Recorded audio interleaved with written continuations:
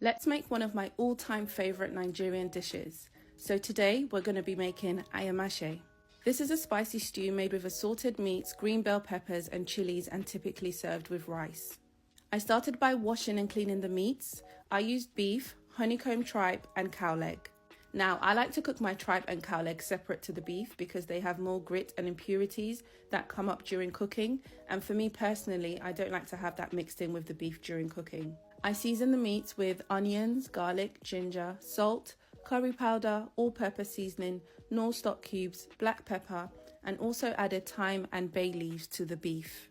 So to the tripe and cow leg, I topped up with water and covered the pot and brought to a boil, then cooked on medium heat for 45 minutes till soft. To the beef, I actually didn't add any water, I just covered the pot and cooked on medium-low heat for close to an hour, and it produced its own liquid and cooked in its own juices, making the beef that much more flavourful. So while the meats were cooking, I started on the pepper mixture. So for ayamase, you need to use green bell peppers, Scotch bonnet chili peppers and onions.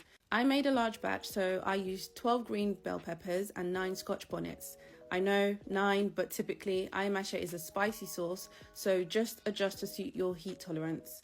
I also used 4 white onions. So I washed the peppers and broke them down by hand into smaller pieces before using a food processor to roughly blend all the ingredients for the pepper mixture.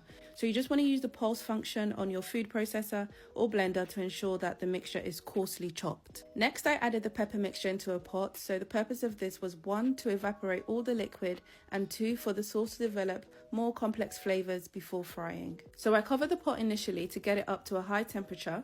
Then for the rest of the drying out process, the peppers were left to dry out with the pot uncovered on medium heat for about 30 minutes. If you can't do this because of time, just make sure you pour the uncooked pepper mixture into a sieve to drain out most of the liquid. Next, my meats were ready, so I drained only the stock from the beef to use for later.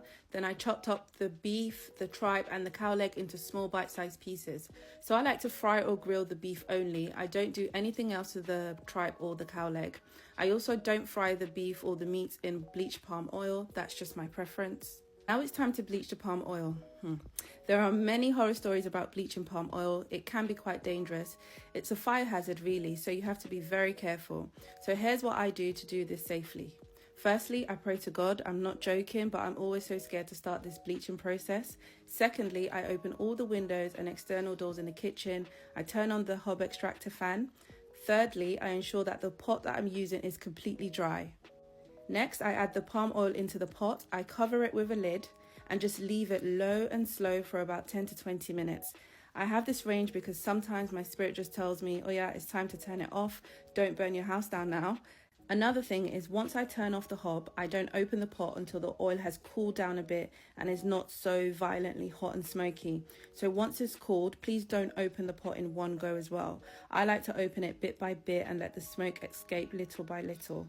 And what you should be left with is an oil that is lighter in colour than the red palm oil initially added. Also, it should have a distinct scent, that ayamase aroma. If you know, you know. So if I've scared you a bit too much just by ready-made bleached palm oil, I would buy it myself, but I don't know anyone or anywhere that sells it in the UK. If you do know of any, please share it in the comments. Finally, it's time to add everything together. So I like to do an extra step to boost the flavour. I add locust beans or iru and also 1 onion into the bleached palm oil, and I basically over fry this till the onions and the locust beans get very dark, almost burnt even. I then remove them from the oil and discard them. Next, I add 1 chopped onion and fry for about 2 minutes till translucent. Then I add the pepper mixture from earlier and leave that to fry a little. Then I add the beef stock and a bit of ground crayfish. I also season at this point with salt, Knorr stock cubes and all-purpose seasoning. Mix everything well together and leave to fry for about 15 minutes. Then I add all the meats into the pot and leave it for like 10 minutes before adding in the peeled boiled eggs. Leave this, then continue to fry for another 10 minutes and the delicious ayamase sauce is ready.